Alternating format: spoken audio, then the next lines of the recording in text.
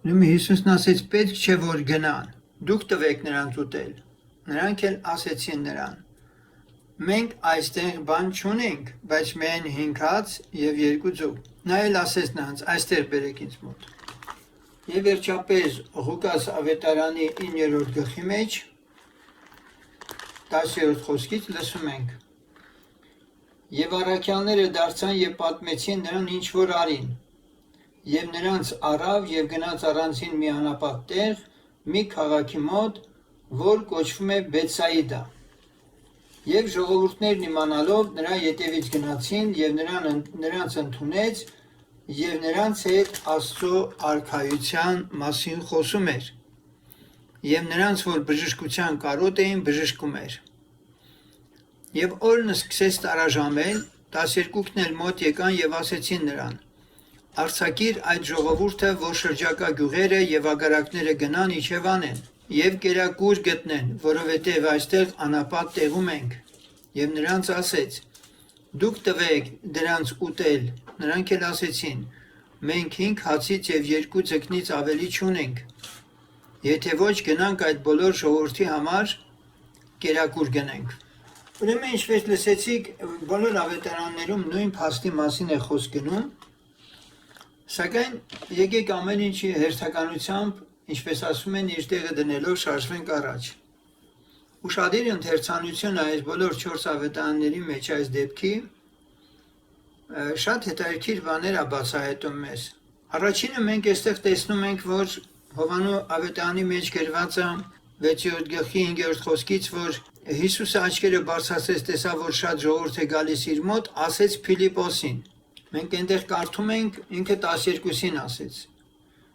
Բայց հասկացվում է, որ հետաքրքիր մի բան է տեղի ունեցել, որ 12-ի հետ միասին բացահայտվում է աշակերտների ծառայության շրջանակը։ Ուրեմն առաջինը Տերը Փիլիպոսին է ասել, որը հասկանում ենք, որ պատասխանատուն է եղել աղքատներին ողորմություն տալու։ Իհարկե Հուդան ինքը գանձանակը պահում էր իր ձեռքի տակ, գնումներն ինքն էր անում, բայց բաշխումը կատարում էր Փիլիպոսը։ Եվ քանի որ ինքը Տերը Փիլիպոսին է ասում, Փիլիպոսն ասում է ինչ տեղից հաց առնենք, որ դրանք ուտեն։ Այստեղ մենք տեսնում ենք, որ Տերը հատուկ Փիլիպոսին ասելով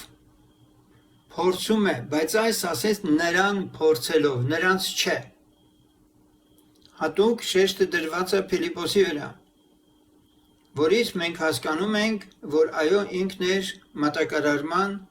բաշխման այդ աշխատանքը կատարողը։ Եվ երբ որ Փիլիպոսն ասեց ինչ տեղից հաց առնենք, որ դրանք ուտեն, շարունակությունը Հովհաննեսն ասում է, բայց այս ասեց նրան փորձելով, Տերը ասեց նրան փորձելով, որովհետև ինքը գիտեր, թե ինչ պիտի աներ։ Այստեղ մի փոքր կանգ առնենք եւ հասկանանք, թե ինչու է Տերը փորձում Փիլիպոսին։ Միթե ինքը չգիտի, որ Փիլիպոսը չի կարող կերակրել այդքանին։ Իհարկե գիտի Տերը։ Բայց Աստված այստեղ Տեր Հիսուսի միջոցով վեր է հանում մարդկային խառնվածքի մի այնպիսի էլեմենտներ, մենք շատ հաճախ մարդկային խառնվածքի որոշակի դրսևորումները անտեսում ենք, սակայն Տերը ուզում է մեր խառնվածքներ մի տեսակ կոփի, կրթի, սովորեցնի, դաստիարակի։ Մենք որպես մարդիկ անհատներ կարիք ունենք մեր խառնվածքում Տիրոջը հաճելի կեցված դրսևորել։ Ուշադրություն դարձրեք, որ Փիլիպոսը նախ մենք այնտեղ կարդում ենք, որ ժողովրդի թիվը 5000-ի չափ էր, դա շատ հստակ է, եւ միաժամանակ այստեղ նկատում ենք Փիլիպոսի տրամաբանությունը այդ ժողովրդին կերակրելու։ Ինչ տրամաբանություն ունի Փիլիպոսը։ Տեսեք, այստեղ կարդում ենք. Տերը ասեց դուք տվեք նրանց ուտել Ղուկաս ավետարանի մեջ 9-րդ գլխի 13-րդ խոսքը։ Նրանք էլ ասեցին, մենք 5 հացից եւ 2 ձկնից ավելի չունենք, եթե ոչ գնանք այդ բոլոր ժողովրդի համար կերակուր գտնենք, որովհետեւ 5000-ի չափ մարդիկ էին։ Ուրեմն թիվն են ճշտել։ Շատ հստակ գրված է թիվը։ Ուրեմն այդ թիվը ճշտվել է Փիլիպոսի միջոցով, որովհետև Փիլիպոսը նաև հաշվել է, որ այդ 5000-ին կերակրելու համար 200 դահեկանի հաց բավարար չի, որ ամեն մեկը մի քիչ առն է։ Համեմատության համար ասեմ ձեզ, որ այն կինը, որը եկավ եւ Հիսուսի ոտքերն ընկավ Սիմոնի տանը եւ տիրոջ ոտքերը յուղով էր օծում, բավականին ծանրագին յուղ էր եւ արժեքը համարժեք էր այս գումարին։ Տեսեք ուրեմն ինչքան թանկ արժեր են յուղը, որ 5000 մարդ կկերակրվեր։ Շատ մեծ գին ուներ այդ յուղը։ Անուշահոտ յուղը։ Ինչևէ Փիլիպոսը հաշվել է։ 300 չէր կամ եղբայր 300 դահեկանի չէր կնոջ յուղը։ Այո, դե մենք խոսում ենք այդ մասին, որ դա իրանց հաշվարկն էր, որ իրենք ասեցին այդքանով կծախվի։ Հասկանալի է։ Այնուամենայնիվ ուզում ենք ասել, որ 200-ը եթե 5000-ին կկերակրեր, ապա այն կնոջը այդ կնոջ յուղը ինչքան թանկ էր եւ ինչքանին կարող էր կերակրել։ Հասկանալի է, չէ՞, իմ համեմատությունը ինչի համար եմ անում։ Եվ այստեղ մենք նկատում ենք, որ Փիլիպոսը շատ լավ տնտեսվարի հոգեբանություն է դրսևորում, հաշվում է ժողովրդին, միանգամից որոշում է, թե ինչքան ծախս է պետք։ Կա բայց աշակերտներից մեկի մեկ այլ տրամաբանություն, Անդրեասը, Հովհաննեսն ասում է, մանրամասնում է այստեղ, նրա աշակերտներից մեկը Անդրեասը Սիմոն Պետրոսի եղբայրն ասեց նրան. այստեղ մեկ տղա կա, որ 5 գարի է հաց ունի եւ 2 փոքր ձուկ, բայց սա ինչ է այդչափ մարդկանց համար։ Այսպիսով Տեր Հիսուսի շրջապատում աշակերտների մեջ մենք երկու անհատների տրամաբանության տարբերություն ենք տեսնում։ Մեկը հաշվում է թիվը, ծախսն է ուզում իմանա ինչքան է պետք, իսկ մյուսը փորձում է իմանալ, իսկ ինչքան ունեն իրենք։ Եվ այստեղ պարզվում է, որ առաջին հայացքից, քանի որ իրենք անում էին հրաշքներ, բժշկություններ եւ այլն, եւ Տերը ասեց այդ մասին, ասեց, որ դուք տվեք հաց, նրանք երբեք հացի բազմացում եւ այդպիսի հրաշք չէին արել։ Աշակերտների տրամաբանության մեջ տեղավորվում էր Հիսուսի անունը բժշկության ու հրաշքի համար կիրառել։ Բայց նրանց մտքով երբեք էլ չէր անցնում, որ Հիսուսի անունը հնարավոր է 5000-ին էլ հացով կերակրի։ Կարծես այստեղ ակնարկ կա Տիրոջ կողմից, ինչպես եւ Տերը բազմիցս դրա մասին կխոսի, մանանեխի հատիկի չափ հավատք ունենալու, սարեր շարժելու եւ այլն, ինչ որ ես եմ արել ինձանից ավելի մեծ բաներ էլ կանեք, որ սահման չկա։ Իր գնալուց հետո աշակերտները կարող են ինչպես ինքնաբնության երևույթների վրա իշխել, նույնպես էլ իրենք կարող են։ Այսինքն սա հոգևոր աճի մակարդակի մի նոր աստիճան է։ Ինչևէ, ով ինչպես կգնահատի աշակերտների տրամաբանությունը այն գործը կատարելու, որ Տերը հանձնարարել էր, բայց ես հակված եմ մտածելու, որ Անդրեասը ավելի շատ պարզ երեխայի հավատք դրսևորեց։ Անդրեասը մտածեց հերթով իմանա այդ ժողովուրդը ինչ ունի, հավաքի մեկտեղ եւ ամեն մեկին այդ ամբողջի ունեցածից սկսի բաժանել։ Անդրեասը այսպես էր մտածում։ Սա շատ լավ մտածելակերպ է։ Կարծում եմ Անդրեասի մոտեցումը շատ հոգեհարազատ պիտի լինի բոլոր նրանց, ովքեր երեխայի հավատք են դրսևորում։ Երբ որ Տերն ասեց դուք իրանց տվեք, որ ուտեն, Անդրեասը հասկացավ, որ քանի որ ձեռքի տակ չունեն այդքան հաց, օրն էլ տարաժամել է, խանութներ եւ այլն, մոտակա ինչ որ տեղեր չկան հաց գնելու եւ այլն, միակ տարբերակը մնում է, որպեսզի այդ ամբողջ ժողովրդի մեջ մի հատ նայեն տնեն ով ինչ ունի եւ այ քեզ բան։ Հանկարծ պարզվում է, որ շրջելով Անդրեասը մանրամասը տիրապետում է 5000-ի իրավիճակին եւ ասում. այստեղ մեկ տղա կա, որ 5 գարի է հաց ունի եւ 2 փոքր ձուկ։ Այն էլ հիշեցնեմ, որ 3 օր էր անցել արդեն, ինչպես մենք կարդում ենք, եւ Տերն ասեց, որ մեղքից գալիս են, գութը շարժվում է իրանց վրա։ Սակայն այս երեխան ինքը ունի, այս տղան ունի 5 գարի է հաց։ եւ երկու փոքր ձուկ։ Հետո են շարունակում, բայց դա ինչ է այդչափ մարդկանց համար։ Սա մեկ անգամ եւս հուշում է իմ ասացի իսկությունը, որ Անդրեասը եղածը հավաքելու եւ եղածը բաշխելու կողմնակից էր։ Ինչպես կարող է այսքանը կերակրի բոլորին։ Ես կարծում եմ, որ Տերը շուրջ եկավ Փիլիպոսին պատասխանելու։ Փիլիպոսի մոտեցումը մաթեմատիկական հաշվապահի մոտեցում էր։ Շնչավոր մոտեցում էր։ Անդրեասի մոտեցումը լրիվ ուրիշ է։ Նա պարզ ռեալիստ է, իրավիճակը շատ պարզ գնահատող, բայց միաժամանակ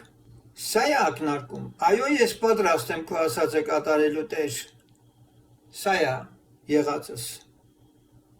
Ունեցածս այսքան։ Գիտեք, սա շատ հրաշալի հավատքի դրսևորում է, երբ մարդն ասում է ես ոչինչ չունեմ, ինքը ճիշտ չի խոսում։ Այնուամենայնիվ ինչ որ բան ունի ինքը։ Եվ երբ Աստված ուզում է մարդուն օրհնել, ուզում է որ անպայման մարդը այն ամենափոքրը, որ փոքր է համարվում, իր կյանքում աննշանը համարվում, դա գնահատող լինի։ Սուրբ Գիրքն ասում է ունեցողին կտրվի եւ կավելանա, չունեցողից ունեցածն էլ կառնվի իրանից։ Նա որ անընդհատ բողոքում է, տրտնջում է չունենալուց, կյանքից եւ այլն, նա շատ անգամ մոռանում է Տիրոջ շնորհքն ու ողորմությունը, որ իր կյանքում արած է։ Հենց թեկուզ այն ոլորտներում, որ ինքը կա կենում է, ապրում է եւ շնչում է։ Այսինքն փոխարենը մարդը իր նեղության մեջ գոհանալու, միանգամից ինքը բողոքում է, տրտնջում է եւ այլն։ Սա իհարկե մենք գիտենք, որ Եգիպտոսից դուրս եկածների մեծամասնությունը, որ անապատում նրանց ոսկորները փռված ընկան, ուղղակիորեն կապ ունի հենց այն հարցի հետ, որ գրված է նրանք տրտնջում էին, որ Տիրոջ առաջ տրտնջացողները զզվելի են։ Այդպես է գրված, որ Տերն ասում է ես զզվեցի իրաց։ Անդրեասը համաձայն էր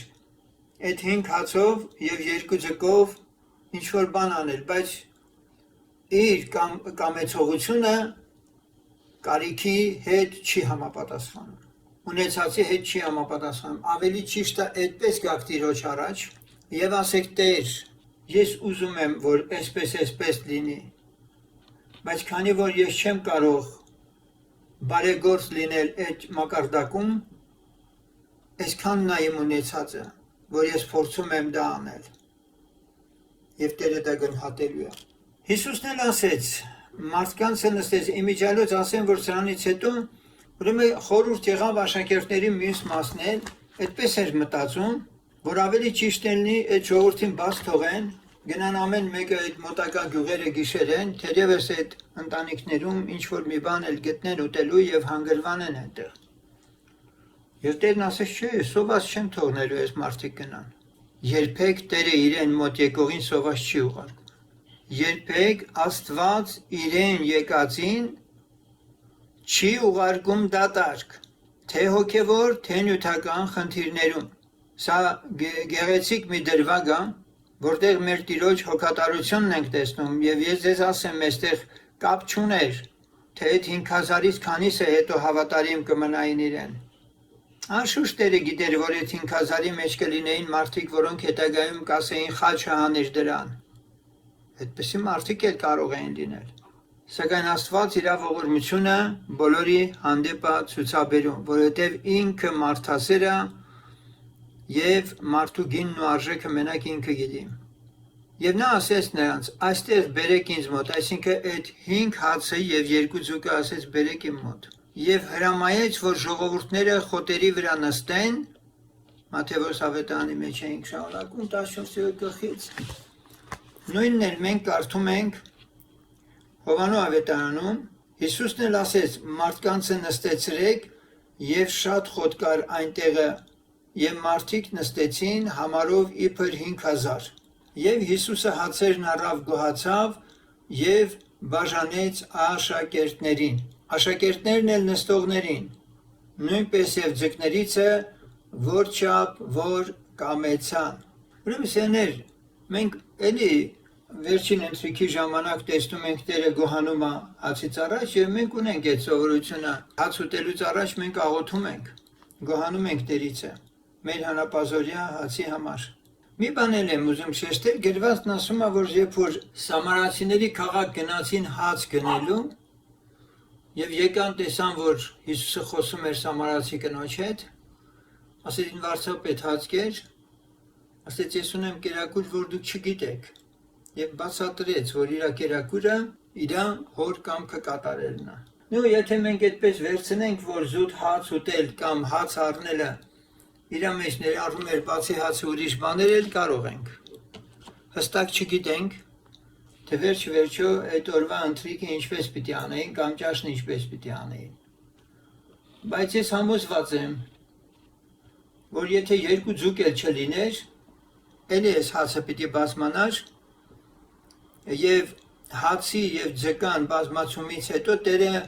մի հատ էլ այսպես ասած իր կողմից մի բան չբերեց էլի ասես լավ էս բաներն էլ եմ տալիս ձեզ Սա ես ինչի եմ հենց այնպես չեմ ասում սա որովհետեւ այս հացի բազմացման վրա շեշտադրումը չի արված նրա վրա թե ինչ տեսականի կլինի քո սեղանին Մի հատ հաց ունես ընդամենը, բավարարվիր դրանով ու փառք տուր Տիրոջը, եթե ջուր էլ ունես հետո փառք տուր Տիրոջը հաց եւ ջուր։ Հիշում ենք հին օգտում Աստված մարգարեներին հաճախ հաց եւ ջրով, ընդամենը այդ երկու բանով էր բավարարեցնում։ Իսկ եթե Տերը կկամենա ճոխ սեղանի շուրջ նստես, այդ էլ թող իր կամքը լինի։ Ես ասում եմ նրա համար, որ մենք այս հացի բազմացման մեջ Մեր ուշադրությունը դարձնենք ուղակի սովը հագեցնելու վրա եւ ոչ թե որ կրամոլության վրա։ Մի առիթով ասել եմ, մեկի տանը հաց կա, ինչևից է օգտվում է իր հաց ու պաներով, գոհանում է Աստծուց, իսկ մեկ ուրիշի տանը եթե երշիկ չկա, բացի այդ հաց ու պանիրը, չգիտեմ արդեն իրան ինչ ձևի է պատկերացնում։ Սա ես ուղակի ուզում եմ ասել, որ մարդկանց մեջ Հավատացյալների մեջ հատկապես պետք է լինի մեծ համբերատարություն եւ գրվածը սակավապետություն, ժուշկալություն։ Եղածով բավարարվել, փառտալ Տիրոջը ինչ որ ունենք։ Էլ եմ կրկնում մեկը կարող է ընդամենը հաց ու պանիր ունենա ու գոհանա, իսկ մյուսը այդ երկուսն էլ ունի, բայց ասենք այն մնացածները, որ պետք է ճոխ սեղանի շուրջ, ասենք դրա հետ միասին ասենք լիներ, դա չունենա ու հանկարծ իր ներսում սկսի տրտնջալ եւ բողոքել։ Շարունակենք միտքի այստեղ, ուրեմն շատ-շատերը գայթակղվում են նման մեկնություններ տալով, թե ինչպես է բազմացել հացը, ինչպես է ձուկը բազմացել, չգիտեմ ինչպես է բազմացել, սեներ։ Պետք չի գլուխներս այդպես ցավացնենք, անընդհատ երևակայության մեջ ընկնենք ու փորձենք մեր ֆանտազիաներով, որ դա անհնար է հասկանալ։ Ես խորապես համոզված եմ, որ աշակերտներն իրենք էլ չէին հասկանում, թե ինչ են անում։ Որովհետև այդ ամենը բազմանում էր Հիսուսի ձեռքերի մեջ եւ գրվածը ինքը տալիս էր որ չափ որ կամեցան ուշադրություն դարձրեք որ չափ որ կամեցան այսինքն ինչ չափով որպեսզի կշտանան մարդիկ եւ երբ որ կշտացան ասեց իր աշակերտներին ժողովեցեք ավելացած կտորները որ բան չկորչի Ժողովեցին եւ կտորներից 12 կողով լցրին այն 5 գարի է հացիցը, որ ուտողներից են ավելացավ։ Բայց մարդիկը երբ որ տեսան այն նշանը, որ արավ Հիսուսը, ասում էին, թե սա է ճշմարտապես այն մարգարեն, որ պիտի աշխարհ գար։ Այսպիսով 5000-ն էին եւ Տերը ասեց, որպեսի նրանց նստացնեն, խոտերի մեջ նստացնեն։ Մարկոս ավետարանի 6-րդ գլխի մեջ մենք կարդում ենք ինչպես նստեցին նրանք թիվը 6-րդ գլխի 39-րդ խոսքում գրված է եւ հրամայեց նրանց որ ամենքը գունդ կանաչ խոտի վրա նստեն եւ 10 նստեցին 100 եւ 50 Ուշադրություն դարձրեք 100 50 Սա այն մինիմում եկեղեցու թիվն է կամ պաշտամունքի մասնակիցների թիվն է, որ մի նորմալ ընտանիք տուն կարող է տեղավորել իր մեջ, քանի որ տներում էին հավաքվում։ Եվ այս թիվը մեզ հուշում է, որ ամեն 50 անդամի համար հովիվ է պետք, ամեն 100-ի համար հովիվ է պետք։ Եվ եկեղեցիների նմանատիպ բաշխումը թվային առումով հեշտ կառավարելի է դառնում։ Նա որ ուզում է 200-ի, 300-ի, 1000 անդամանոց եկեղեցու հովիվ լինել եւ չի հանդուրժում, որ այդ 1000-ի մեջ առնվազն 20 հովիվ էլ պետք է, սա իհարկե ճիշտ չի։ Ինչպես այստեղ տեսնում ենք նյութապես Տերը օգտակար եղավ սնելու եւ կերակրելու, նույնպես էլ հոգեվոր կերակուրը բաշխելու համար, մենք այստեղ տեսնում ենք, որ մինիմումը 50 կամ 100 հոգին է, որ մեկ հոգի կարող է սպասավորել։ Որ բոլորին էլ լավ ճանաչի ինքը, թե չէ այսօր եկեղեցիներ կան 1000 անդամներով, սկի հովիվը չի էլ ճանաչում, ասենք եկեղեցու գաղներին, այսպես իր հոտի գաղներին չի էլ ճանաչում։ Այսպիսով մենք տեսնում ենք, որ Հիսուսը բազմացրեց եւ այդ ամենը ինչ որ կատարվեց վերջացավ, անմիջապես շուտով ստիպեց իր աշակերտներին, որ նավը մտնեն եւ առաջ այն կողմը Բեթսայիդա գնան, միջև որ ինքը ժողովրդին արձակե։ Ինքը մենակ մնաց եւ աշակերտներին ուղակի կարելի ասել ամբողջի միջից զատեց, առանձնացրեց։ Հանկարծ այդ ժողովուրդը պիտի տեսնի, որ Հիսուսն էլ իրանց մեջ չի։ Ինչու՞։ Երբ որ իրիկուն եղավ, նրանցից բաժանվելով վեր ելավ Սարը աղոտ կանելու, եւ երբ որ իրիկուն եղավ, նավը ծովի մեջտեղն էր եւ ինքը մենակ ցամաքում է։ Միջև ալեկոծության այդ փաստին գնալը, ես ընդամենն ուզում եմ, որովհետեւ դա առանձին նյութ է, որը պետք է մենք սերտենք, պատճառն եմ ուզում հասկանանք, թե ինչու ինքը շտապելով ստիպեց, որպեսզի նրանք նավը նստեն եւ գնան մյուս ափ։ Ինչն էր պատճառը։ Ապահով կարող ասել։ Այդ ստիպելը նրանց անմիջապես ճանապարհել է ինչի համար էր։ Ինչպես։ Անգամ ասել է, որից թակավոր Ահա, Նելիք, դուք ասեք։ Ես էլ մտածում եմ, որ ինքը մենակ մնա ու աղոտ քանի։ Ուրեմն մենք այստեղ կարդում ենք, որ երբ որ հացը բազմացավ, անմիջապես ինքը ստիպեց աշակերտներին, որ մյուս կողմը գնան, որովհետև երբ որ տեսել էին այդ հրաշքը, ուզում էին Հիսուսին անմիջապես թագավոր դարձնել։ Այսինքն հացի բազմացումից հետո Տերը հասկացավ, որ այս ժողովուրդը հացի բազմացումը իր համար համարելու է շատ կարևոր եւ հենց այն Մեսիան, որ իբրև ակնկալում էին, Հիսուսի մեջ տեսնում էին եւ նա կարող է բավարարել իրենց բոլոր կարիքները։ Եվ դրա համար Տերը անմիջապես աշակերտներին բաց թողեց եւ ինքը մնաց առանցին, որովհետեւ իսկապես ուզում էին, որպեսզի իրեն թագավոր անեին։ Հիմա այստեղ եկեք մի բանի մասին էլ խորհենք, արդյոք աշակերտները այդ ամենից հետո հասկացան, թե ինչ է արվել, ինչ է տեղի ունեցել, որովհետեւ պիտի ասեմ ձեզ, որ Հիսուսը աշճանաբար է բացահայտում ինքը իրեն, անգամ հարություն առնելուց հետո էլի բան կա, որ պիտի անի, որ աշակերտները չգիտեին, եւ քայլ առ քայլ ինքը աշակերտներին էլ կտրում է երկրավոր իրենց մղումներից ու ցանկություններից, քանի որ միջև խաչելությունը գրքերն այնուամենայնիվ փակ էր աշակերտների համար։ Ինչու էր փակ աշակերտների համար, որովհետեւ Տերը եթե մարդկանց մտքերը չբացեր, ոչ մեկը չէր կարող ուղղակիորեն հասկանալ օրենքում ինչա գրված։ Ուշադրություն դարձրեք, որ այդ հացի բազմացումից հետո, երբ որ առաջ անցնելով ասեմ, Տերը փոթորկվող ծովի վրայով քայլում էր դեպի աշակերտները, Սուրբ Գիրքն ասում է, որ վեր ելավ նավը նրանց մոտ եւ քամին դադարեց եւ իրանց մեջ խիստ չափազանց ապշել էին եւ զարմանում էին, որովհետև այն հացի վրա էլ չիմացան, որովհետև նրանց սիրտը թմրած էր։ Հասկանալի է։ Այսինքն մի բան արավ Տերը, որ մենակ ինքն էր հասկանում, ինքն էր իմանում ինչ արել։ Խեղճ մարդը մահկանացու երազի մեջ կարծես այդ երեկոն անցկացրեց, հետագայում այդ գիշերը։ Այսինքն ուզում եմ ասել, որ աշակերտները բացարձակապես խորությամբ չէին էլ հասկացել, թե ինչ տեղի ունեցավ։ Նրանք պարզապես մասնակից էին մի բանի, որի մասին հիմա մենք ընթերցում ենք, հետագայում Տերը կհանդիմանի դրա համար, եթե հիշում եք երկրորդ անգամ ինքը հացը բազմացրեց, եւ երբ որ ասեց զգուշ կացեք փարիսեցիների խմորից, ասեցին հաց չենք վերառել։ Ասեց ինչպես չեք իմանում, որ ես հացի համար չեմ ասում։ Եթե չեք հիշում, այն 5 հացը, հետո 7-ը Տերը հանդիմանեց իրանց, իհարկե չէին հիշում։ Բաներ կային կամ թեկուզ մեռելի հարությունը, Էլ եմ կրկնում, մի դեպքում ինքը քայլելով գալիս է ծովի վրայով եւ մտնում է նավը եւ հանդարտվում է ծովը,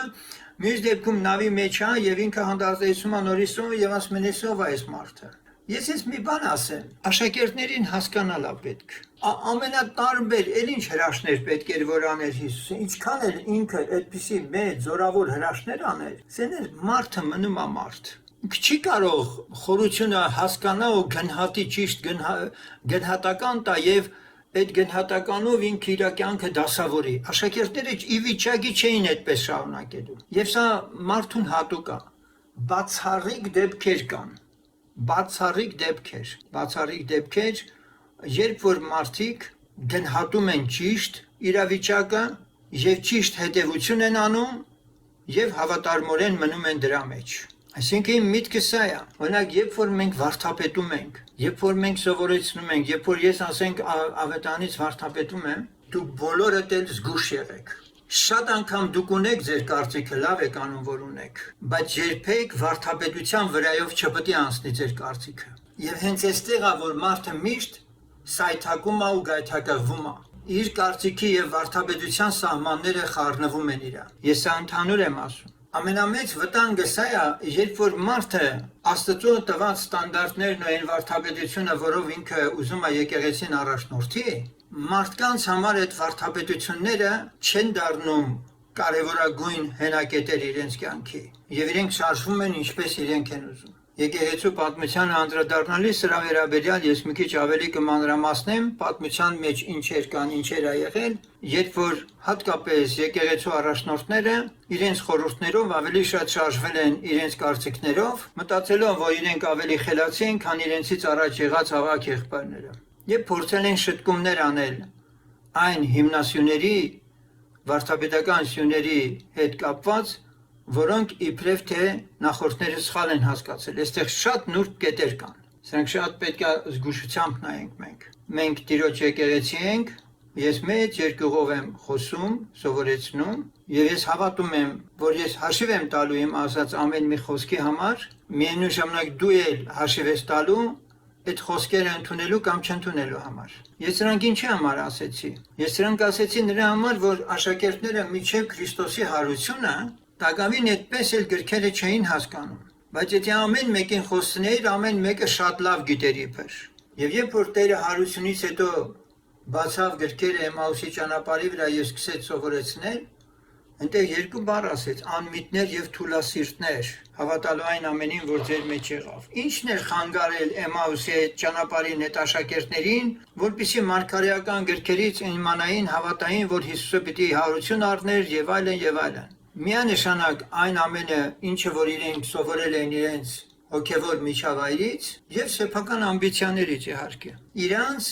օրենքի ինտերպրետացիաները, համոզմունքները Մեսիայի վերաբերյալ թույլ չտվեցին Հիսուսին լավ ճանաչել կամ գրքերը հասկանալ։ Մենք բոլորս էլ ուզում ենք Տիրոջ հետ շատ կենթանի հաղորդակցություն ունենալ եւ ես նորից եմ կրկնում։ Մեր ձգտումը քայլ առ քայլ գնալու այս ճանապարհով ստանում է նրան, որ Տեր Հիսուսը անձամբ մեզ բոլորից միաբանի։ Կամ եղբայրը չի կարող ձեզ միաբանել։ Միաբանողը Տերն է լինելու իր խոսքով։ Եվ երբ որ դու էլ, ես էլ, մյուսն էլ նույն խոսքը ունենանք, այնտեղ արդեն էլ մերը մի կողմ կդնենք։ Բայց կամ եղբոր ասելով դա երբեք չես անի դու։ Դրա համար ամենայն պատասխանատվությամբ Աստծո առջև ենք բոլորս էլ ուզում ենք Տերը խոսի։ Ուզում ենք Տերը խոսի։ Եվ այն դեպքում ամեն բան լավ կլինի։ Աշակերտների սիրտը թմրած էր։ Չէին հասկացել, թե ինչ տեղի ունեցավ։ Ես ասում եմ նորից ուզում եմ կրկնել սա, որ քարոզից վերջին քարոզի նյութի մեջից լսել եք, որ մենք ինչերով ենք անցնում, դա ակնարկ է թեթև, բայց միաժամանակ պիտի ասեմ ձեզ, որ մենակ մի ես չեմ անցնում։ Տակավին մենք այսօր աղոթքի հոգսել ունենք, որ պիտի աղոթք անենք, որովհետև մենք որոշակի ընթացք ենք վերցրել եւ իմացած եղեք, եթե ուզում եք արթնանալ, պատրաստ եղեք հակառակորդի հետ լուրջ պատերազմի, ճակատամարտի։ Խոսքս նաեւ վերաբերում է սրան, որ քույրերից էլ որոշ դժվարություն են կրում հիմա, եւ մենք պիտի աղոթք անենք այդ ուղղությամբ։ Ընտանիքներ կան, որտեղ էլի հակառակորդը իր խարդավանքներով մեծ իր այդպես խարբալելու փորձն է ուզում կատարել։ Ես շնորհակալ եմ Տերիցը, որ նման իրավիճակներում Տերը զգուշացնելով, իսանք որպես մարգարեություն եմ ես ուզում, որ դուք ընդունեք, որտեղ ես հենց Տակավին ժողովի անցած կիրակյորն ասում եմ, վաղը մյուս օրը ինչա պատրաստել սատանան մեր առջև, մենք չգիտենք, բայց խնդրեմ միանգամից հակառակորդի որոշակի ներգործություն կա եւ պետք է մենք աղոթենք, որպեսզի հակառակորդը նահանջի, խափանվի նրա ընթացքը, մենք այս ուղղությամբ գործ ունենք կատարելու։ Եվ երբ որ աղոթքի մասին խոսում ենք, իմ ասածիս իմաստը սա է, որ երբ որ դու ուզում ես արթնանալ, լուրջ աղոթքի կյանք ապրել, պատրաստ եղիր նաև այն փորձություններին, որոնք քո առջև պիտի բերի հակառակորդ։ Չգիտեմ, կարիք կա թե չէ, բայց այնուամենայնիվ կուզեի, որպեսզի ասվածից վերաբերյալ, եթե ցանկություն կա, վկայություն արվեր, որ հետո մենք աղոթք կանենք այդ ուղղությամբ, որովհետև Տերը այնուամենայնիվ իր ձեռքը մեկնել է եւ իր ողորմությունն արել է։ Եվ այսօր աղոթքի նյութ ունենք, որպեսզի մենք ընդհանուր բոլորիս պաշտպանության համար աղոթենք, եթե հիշում եք նաև ես անցած աղոթքին անուն առ անուն ձեր համար աղոթեցի։ Հիշում եք, չէ՞։ Նախորդ հասկացած լինելով, որ իսկապես մենք մի նոր փուլ ենք գնում եւ ավելի լուրջ աղոթքի կյանք պիտի ապրենք, խոսքերից մեջ էլ, քարոզների մեջ էլ այդ հորդորանքները միշտ լինում են։ Ուրեմն եկեք մենք ընդհանուր մեր նպատակին ուղղվենք, այսինքն բոլորս մեկ շունչ, մեկ հոգի դարձած կանչենք մեր Տիրոջը, մենք իր զավակներն ենք, սա ընտանիքը, Քրիստոսի մարմնի անդամներն ենք, Սուրբ Գիրքն ասում է, որ եթե մեկն ուրախանում է, մի անդամը ուրախանում են, տխրում են բոլորը, եւ այնտեղ այդ միաբանության աղոթքի մեջ մենք ավելի ուժեղ կգտնվենք բնականաբար։ Դրան ճիշտ հակառակ ես ունեմ իմ օրհնյալ վկայությունը, երբ աղոթքի ժամանակ ես Տիրոջից խնդրում էի մի խնդրի համար, մի խնդրի համար, եւ շատ լավ գիտեի, որ դրա դեմ այդ բանում կանգնած անորենը, եւ ինձ պարզ, ուղղակի Տերը ասեց, որ դու պետք է հրամայես, եւ երբ որ այդ հրամանները եղան, հաջորդ օրվա օրերի մեջ ամեն ինչ փոխվեց։ Ամեն ինչ փոխվեց։ Մենք պիտի զգայուն լինենք, մենք պիտի հասկանանք մեր անձնական կյանքի մեջ, մեր ընտանիքի անդամների վրա, ինչպիսի գրոհներ է ձեռնարկում հակառակորդը։ Մենք շատ հաճախ դա սովորական դիմացինների, մեր հարազատների կամ մարդկանց ինչ որ խնդիրներ ենք տեսնում, որոնք իրենք են իբրև բարձրացնում, բայց ոչ։ Շատ հաճախ թույլ կողմերի վրա աշխատում է անորենը եւ դրանով մեզ ուզում թուլացնել։ Հիմա ես ուզեցի ասեմ, որ ի տարբերություն աշակերտների, որ թմրած էին Տիրոջ արածի այդ վրա,